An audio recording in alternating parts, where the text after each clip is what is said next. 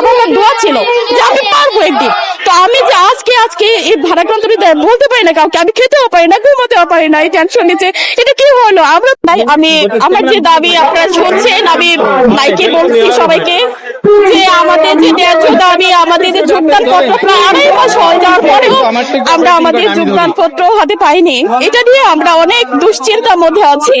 অনেক ভাইরা বিভিন্ন চাকরি পেয়েছিল, 2-3টা চাকরি একবারে হয়েছিল, সেখান থেকে তারা প্রাইমারি শিক্ষক হবে বিধায় তাদের বাবার স্বপ্ন বা গ্রামে থেকে একটা চাকরি সহজভাবে করা যায় এবং পরিবারের সাথে থাকা যায়, এই দিকটা চিন্তা করে কিন্তু তারা প্রাইমারিতে আসতে যাচ্ছে।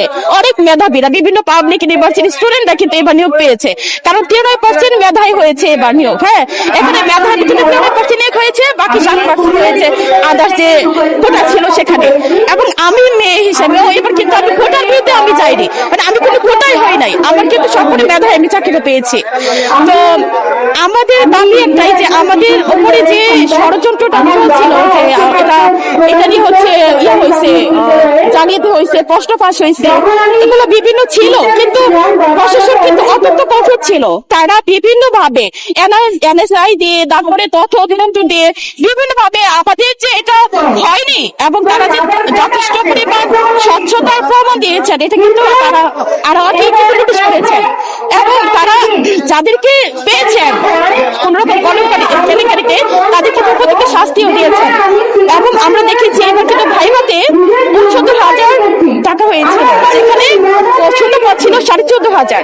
তার মানে একজনের বিপরীতে 5 জনকে টিকানো হয়েছিল। এর কারণ হচ্ছে যাতে, এবং একটা কথা বলে রাখি, ভাইভাতে কিন্তু 10 নাম্বার ছিল, আগে কিন্তু 10 নাম্বার ছিল না, আগে কিন্তু 20 নাম্বার ছিল ভাইভাতে। এবার 10 নাম্বার করার কারণ হচ্ছে যাতে ভাইভাতের যে প্রহসন এটা থেকে যাতে মেধাবীরা মুক্তি পায়। কারণ ভাইভাতে অনেক হচ্ছে লবিং হয়, অনেক ভাবে কথা বলা লাগে, অনেকে এটা করে, কিন্তু যার কারণে এইবার কিন্তু 10 নাম্বার করা হয়েছিল। তো এটাও কিন্তু আমাদের জন্য প্লাস পয়েন্ট ছিল, আমরা কিন্তু আমি ভাইবা অনেক ভালো দিয়েছি।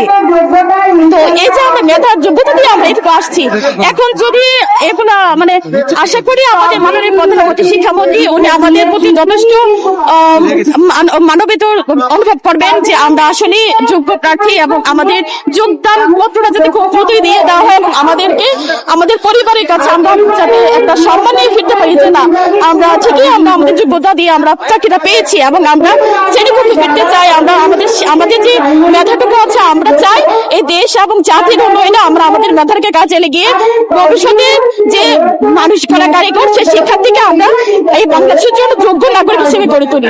আমাদের ভাই আর কোনো কিছু বলার নাই, আমরা শুধু একটাই দাবি আমরা আমাদের যোগদান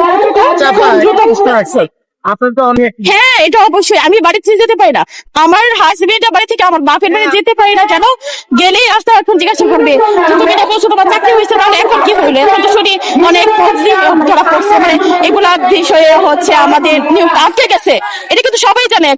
এখন এটা আসলে কাউকে বলতে পারতেছি না, কি বলবো উত্তরটা আমি খুঁজে পাচ্ছি না, কারণ যেহেতু আমাদের সকল কিছু ডকুমেন্টস আছে। এর আগে যে বললাম না যে তথ্য এনআইসি থেকে আমাদেরকে বলা হয়েছে যে এই পরীক্ষাটা একদম স্বচ্ছ হয়েছে, এখন আমরা মানুষকে কি বোঝাবো, তারা তো গ্রামের মানুষ, তারা তো বুঝবে না। তো এই জন্য বাড়ি থেকে বের হতে পারি না লজ্জায়। আচ্ছা, আপনার বাবার কথা বলছিলেন আপনি? হ্যাঁ বলছিলেন যে একটু আমার বাবা হচ্ছে এর আগে একবার হার্ট অ্যাটাক করছিল। আব্বা আসলে ছোটবেলা থেকে অনেক পরিশ্রমী ছিলেন, কিন্তু বলছে আর্থিক অসচ্ছলতার কারণে বাবাকে সেরকম ভাবে আমরা আমাদের ভালো কিছু করতে পারি না। কিন্তু আমরা ডিসেম্বরে শেষের দিকটা আবার হার্ট অ্যাটাক করে এবং আমি মেডিকেলে ছিলাম প্রায় 10 দিন। তারপরে 9 তারিখে কিন্তু আমার পরীক্ষা ছিল, আমি একদমই বিপর্যস্ত ছিলাম। তারপরও আমার আপা শুধু বলতো মা তুমি পারবা, তুমি অবশ্যই পারবা। সে আপার দোয়াই আমি হয়তো আমি সুপারিশ করতে হয়েছি, এবং আমার ভাইকে আমার বাবা মা দোয়া এবং আমার হাজবেন্ডের সাপোর্ট সবার দোয়ায় আমি এটুকু আসছি। আমার বলতে কিছু নাই, আমার বাড়ি মানে আমি একদম গরিব ফ্যামিলি থেকে উঠে আসা, তো সেখানে একটা চাকরি পাওয়া মানুষ শুধু হাই হাই করে যে এটা কি হইলো। আমার মতো একটা মেয়ে চাকরিতে আমি অনেক মেধাবী ছিলাম ছোট থেকে, এটা সবাই জানে, কিন্তু আমি যে চাকরি পাবো, কারণ এটা তো সবাই তো নলেজে চলে গেছে, মাইন্ডসেট হয়ে গেছে যে চাকরি পেতে হলে 10-15 লাখ টাকা ঘুষ দিতে হবে, লবিং করতে হবে, কিন্তু এগুলো তো আমার ছিল না। তাই আমি বিশ্বাস করতাম আমার নিজেকে যে না আমি পারবো। আমার আব্বা বলতো তুমি পারবে, এবং আমি জাতীয় ইউনিভার্সিটি থেকে পড়াশোনা করলেও আমার সিজিপিএ খুব ভালো ছিল, সবচেয়ে ভালো ছিল। আমি এছাড়াও আমি অনেক জায়গায় আমি জাতীয় পর্যায়ে থেকে পুরস্কার প্রাপ্ত হয়েছিলাম। তো সব দিক দিয়ে এসব কিছু বাবার অবদান ছিল, আমার তো সুপরিচিত হয়ে গেছি। আমি ভাবছি যে হয়তো ঈদের পরে জয়েনিংটা দিয়ে দেবে, এখন শুনতেছি যে রিভিউ করবে, হয়তো এটা আমি অফিসিয়ালি শুনিনি, আমি এটার জন্য আমি ঠিকভাবে বলতে পারতেছি না। তবে আমি প্রধানমন্ত্রী মাননীয় শিক্ষামন্ত্রীর কাছে আকুল আবেদন, আমাদেরকে ন্যায্য অধিকারটুকু ফিরিয়ে দিন। আমরা আমাদের নিয়োগপত্র চাই, আমরা আমাদের প্রতিষ্ঠানে ফিরে যেতে চাই, আমরা আমাদের যোগ্যতা দিয়ে এই চাকরিটা পেয়েছি। আসলে আমি তো মনে করি না, আমি মনে করি আমাদের প্রধানমন্ত্রী, আমাদের শিক্ষামন্ত্রী যথেষ্ট পরিমাণ শিক্ষা বান্ধব, এবং উনি বিশেষ করে প্রাথমিক শিক্ষাকে অনেক বেশি মান উন্নয়ন করার জন্য, শিক্ষা ব্যবস্থাটাকে উন্নয়ন করার জন্য ওনারা যথেষ্ট পরিমাণ চেষ্টা করতেছে। আমাদের 14,500 সুপারিশপ্রাপ্ত শিক্ষকগণকে যদি ওনারা নিয়োগ দিয়ে দেন, ইনশাল্লাহ বাংলাদেশের যে শিক্ষা ক্ষেত্রে আমরা আমাদের মেধা দিয়ে, যোগ্যতা দিয়ে আমরা আগামী ভবিষ্যৎ গড়াতে আমরা আপ্রাণ চেষ্টা চালিয়ে যাবো, এবং বাংলাদেশের জন্য একটা ইতিবাচক পদক্ষেপ হবে আমাদেরকে যদি নিয়োগপত্র দেওয়া হয়।